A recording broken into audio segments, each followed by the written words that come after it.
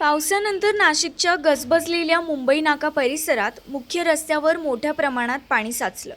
त्यामुळे दुचाकी आणि चारचाकी वाहन चालकांना मोठ्या अडचणींचा सामना करावा लागतोय। काही वाहने पाण्यात बंद पडल्याने वाहतुकीची कोंडी निर्माण झाली आहे। वाहन चालकांना पाण्यातून मार्ग काढत प्रवास करावा लागल्याचं चित्रही पाहायला मिळालंय।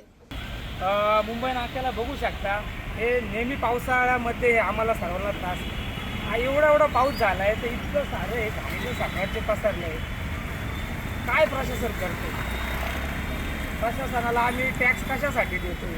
जर तुम्हाला हे छोटंसं काम करता येत नाही आहे, इथं डास महामारी पसरते, प्रत्येकाला त्रास होतो, बघू शकता तुम्ही, प्रत्येकाला त्रास होतो।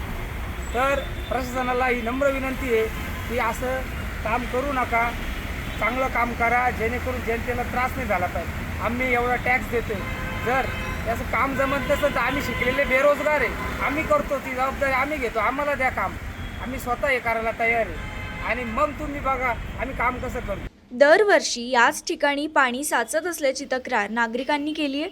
पावसाळ्यापूर्वी नाले सफाई आणि निचऱ्याच्या कामांकडे लक्ष देऊन कायमस्वरूपी उपाययोजना कराव्यात अशी मागणी करण्यात येते। नितीन चंद्र मोरे, आपला नाशिक।